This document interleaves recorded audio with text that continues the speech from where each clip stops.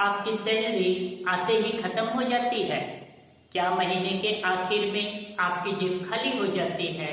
अगर हाँ, तो यह वीडियो आपके लिए जिंदगी बदल सकता है, क्योंकि आज मैं बताऊंगा कि पैसा बचाने के ऐसे स्मार्ट सेविंग टिप्स जो आपकी जिंदगी बदल सकते हैं और आपकी छोटी कमाई भी एक बड़ी बचत कर सकते हैं।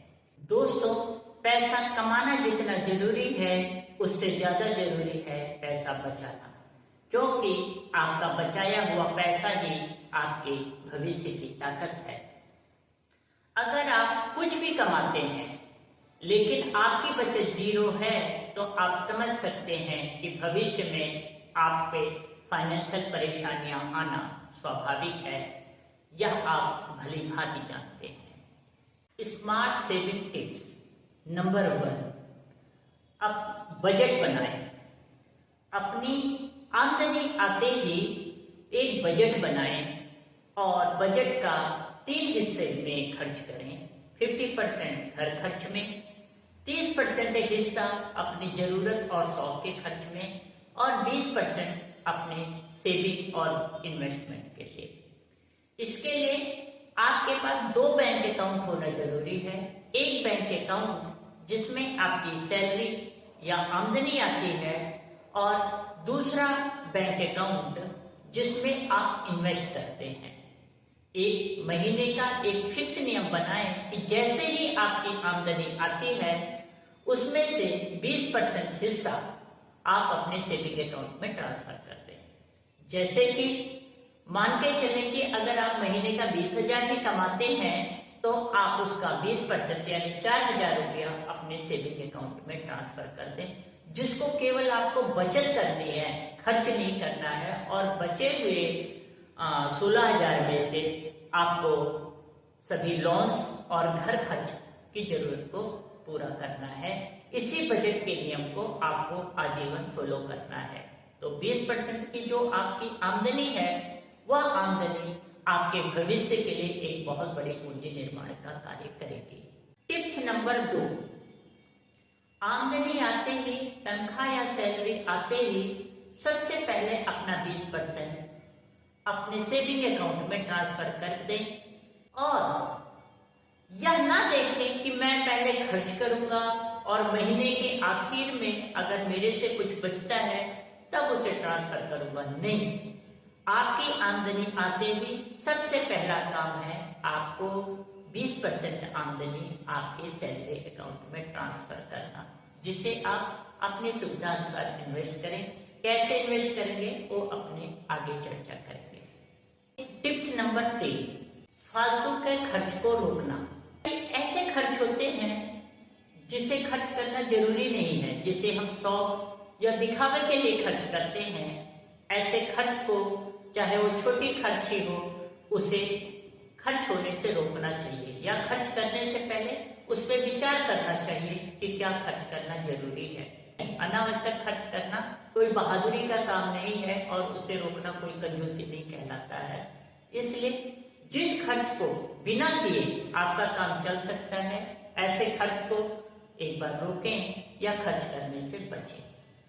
छोटी छोटी खर्च भी आपके आमदनी का एक बहुत बड़ा हिस्सा महीने में खर्च कर देती है और जिसे पता भी नहीं चलता। टिप्स नंबर 4, एक इमरजेंसी फंड अपने सेविंग अमाउंट में रखना। क्यों जरूरी है? इमरजेंसी फंड करीब करीब आपकी मंथली आमदनी की 6 महीने के बराबर होनी चाहिए। इसलिए जरूरी है कि कल को परिवार में कोई सदस्य बीमार हो जाए, कोई शादी ब्याह हो जाए या अचानक से किसी रूप में कोई बड़ा खर्चा आ जाए तो किसी के सामने हाथ ना फैलाना पड़े। ऐसे फंड को आप अपनी FD, RD जैसे फ्लेक्सिबल निवेश में रख सकते हैं, जिसे आप आसानी से तुड़वा सकें या आसानी से प्राप्त कर सकें। यह फंड आपके लिए बहुत जरूरी है। हाँ, हो सकता है आप 2 महीने 3 महीने में ही एक बड़ा अमाउंट ना बना पाए, लेकिन हर महीने जब छोटी छोटी बचत करना शुरू करेंगे तो 2 साल, 3 साल, 2.5 साल में आप एक अच्छा फंड, एक अच्छा इमरजेंसी फंड बना लेंगे। टिप्स नंबर 5, बचत के साथ इन्वेस्टमेंट शुरू करें, जैसे पीपीएफ में, आरडी में, एफडी में, एलआईसी में, ऐसे सेविंग स्कीम में जो कि सिक्योर हैं और आपका धन हानि नहीं होने वाली, डूबने वाला नहीं है, ऐसे फंड में, ऐसी बचत स्कीमों में आपको निवेश करते रहना चाहिए। छोटी बचत ही एक लंबे समय के बाद एक बड़ा फंड तैयार करके देती है। अगर आप रोज का 100 रुपया भी बचा लेते हैं तो ये 100 रुपए की बचत आपके पूरे साल में 36,000 की बचत कर देती है, बिना किसी ब्याज के। अगर हम ब्याज जोड़े तो यह रकम करीब करीब 40,000 के आसपास सालाना हो जाती है। तो आप समझ सकते हैं कि 100 रुपए की ताकत एक साल में कितनी हो जाती है। अनावश्यक खर्चों को आप रोक सकते हैं, जैसे फालतू के खर्च में मान लीजिए बिजली की बचत आप कर सकते हैं। आप कमरे में नहीं है तो बिजली को फालतू खर्च होने से रोक सकते हैं। अनावश्यक पानी के खर्च को आप रोक सकते हैं।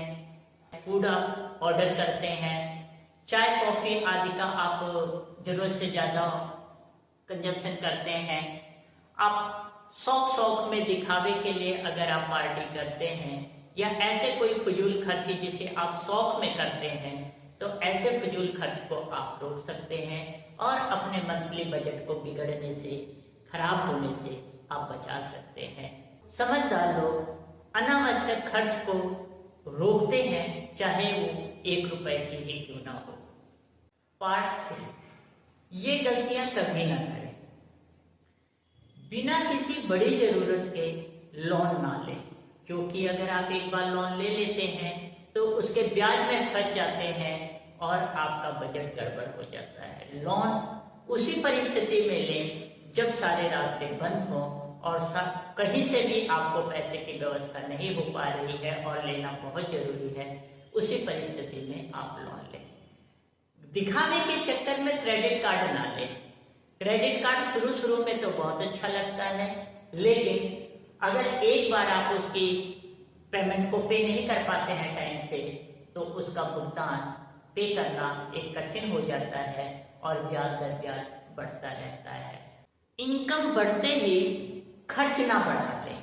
कई बार क्या होता है कि आमदनी तो 100 रुपए बढ़ती है और दिखावे के चक्कर में खर्च 200 रुपए बढ़ जाते हैं। तो ऐसे खर्च होने से बचें और आमदनी बढ़ते ही बचत को बढ़ाने की कोशिश करें, ना कि खर्च को।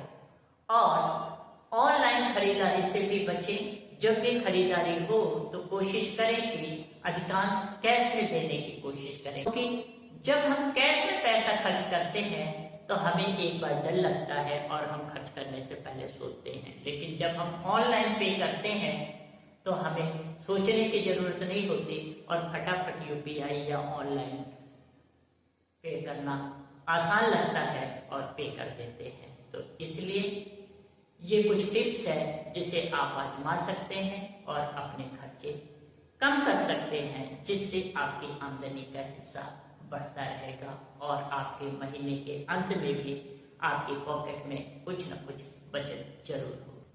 दोस्तों, अंत में मैं यही कहूँगा कि बचत करने के लिए बड़ी आमदनी का होना जरूरी नहीं है, जरूरी है आपके अंदर बचत की आदत होना। अगर आपके अंदर बचत की आदत है और फजूल खर्च रोकने की आदत है, तो आप छोटी सी आमदनी से भी, छोटी सी इनकम से भी आप एक बड़ी राशि बचा सकते हैं। और याद रखिए, छोटी सी बचत ही एक लंबे समय में एक बहुत बड़ी धनराशि आपको तैयार करके दे सकती है। दोस्तों, अगर आपको यह स्मार्ट सेविंग टिप्स पसंद आई है तो इस वीडियो को लाइक करें, अपने दोस्तों को शेयर करें और हमारे चैनल पे पहली बार हैं तो चैनल को सब्सक्राइब जरूर करें। जय हिंद।